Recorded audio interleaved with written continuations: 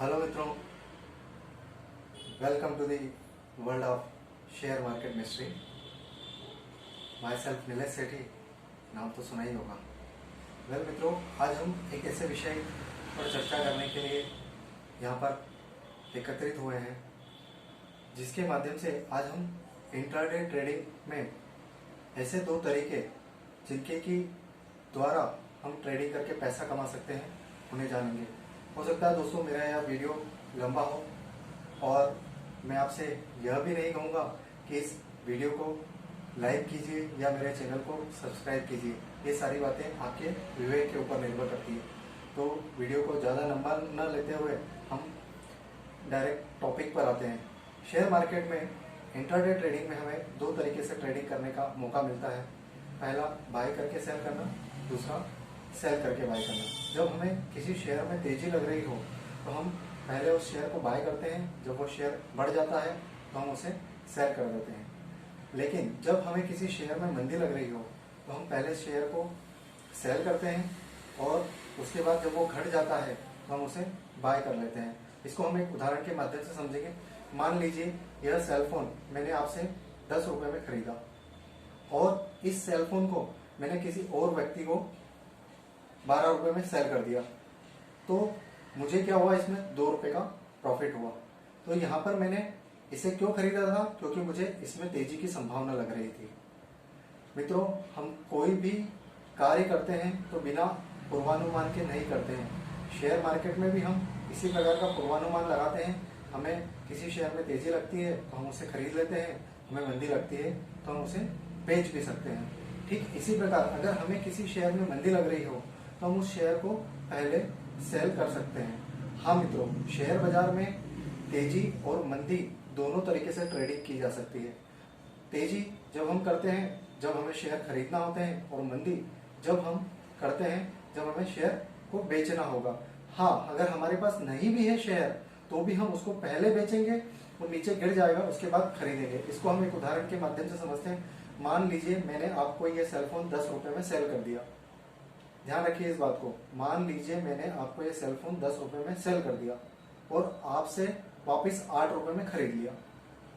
10 रुपये में आपको सेल किया और आप इसे वापस 8 रुपये में खरीद लिया, तो आपको क्या हुआ?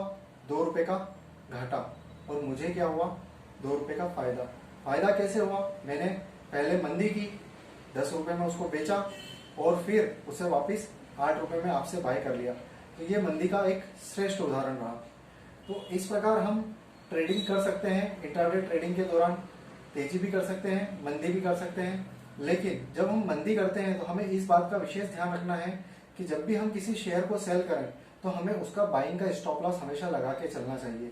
क्योंकि कई बार मैंने क्लाइंटों को देखा है कि अक्सर वह ये गलती करते हैं कि जो शेयर 4 से 5% बढ़ा हुआ है, 8%, 10% बढ़ा हुआ है, उसको सेल कर देते हैं। वो ये सोच के सेल करते हैं कि अब बहुत बढ़ गया, ज्यादा नहीं बढ़ेगा, ये अब यहाँ से गिरेगा, वो ये सोच के उसको सेल कर देते हैं। और अक्सर कई बार ऐसा होता भी है कि वो शेयर गिर जाता है, लेकिन मोस्टली ये होता है कि वो नए नए हाई बनाते जाता है। तो हमें ये ध्यान रखना चाहिए कि अगर हमने किसी बढ़ते हुए शेयर को सेल किया है इंट्राडे ट्रेडिंग में, हमारे पास उसकी डिलीवरी नहीं है, केवल इंट्राडे ट्रेडिंग करने के उद्देश्य से उसमें मंदी की है, तो हमें उसका बाइंग का स्टॉप लॉस लगा देना चाहिए। बाइंग का स्टॉप लॉस लगाने का यह फायदा है कि अगर शेयर अपनी अपर लिमिट की ओर जाने लगेगा तो उसके पहले बाय हो जाएगा। अगर हमने स्टॉप लॉस ऑर्डर नहीं लगाया और वो शेयर अपर लिमिट में चले गया, मतलब उसमें अपर सर्किट लग गया, तो ध्यान रखना मित्रों, हम उसे बाय नहीं कर पाएंगे और या स्क्वायर अप नहीं कर पाएंगे, और ऐसा ना कर पाने की दशा में वो शेयर ऑक्शन होगा और ऑक्शन में हमें हेवी पेनल्टी लगेगी। तो हमें इस बात का ध्यान रखना है कि जब भी हम किसी शेयर को पहले सेल करें तो हमें उसका बाइंग का स्टॉप लॉस लगाना है। हाँ मित्रों, लेकिन अगर हम कोई शेयर को बाय करते हैं और अगर हम उसको नहीं भी स्क्वायर अप करें तो उस शेयर की हमें डिलीवरी आ जाएगी। लेकिन सेल करने की दशा में हमें उस शेयर को वापस खरीदना ही होगा इंट्राडे ट्रेडिंग के दौरान। अगर हमारे पास शेयर की डिलीवरी रखी है तो फिर कोई बात नहीं, लेकिन कैश मार्केट में हमें ये रूल फॉलो ही करना पड़ेगा। वैसे भी कैश मार्केट में short selling limited time period तक ही अलाउ रहती है, मतलब मार्केट टाइमिंग के दौरान ही अलाउ रहती है। अब हम फ्यूचर मार्केट की बात करें। फ्यूचर मार्केट में हमें शेयर्स के लॉट बाय करना होते हैं और लॉट को हम सेल भी कर सकते हैं। यहाँ पर हम बिना किसी डिलीवरी के शेयर को बाय भी कर सकते हैं और सेल भी कर सकते हैं, और शॉर्ट सेलिंग को कैरी भी कर सकते हैं। मान लीजिए आपको रिलायंस के फ्यूचर में मंदी लग रही है और आपने रिलायंस के फ्यूचर का एक लॉट सेल कर दिया। अब मान लीजिए कि आपको उसको आज स्क्वायर अप करने की इच्छा नहीं है, तो आप उसे कल भी कर सकते हैं और एक्सपायरी के पहले आप कभी भी उसे स्क्वायर अप कर सकते हैं। यहाँ पर कोई ऑप्शन या कोई पेनल्टी आपको नहीं देना होगी, क्योंकि फ्यूचर मार्केट में शॉर्ट सेलिंग अलाउ है।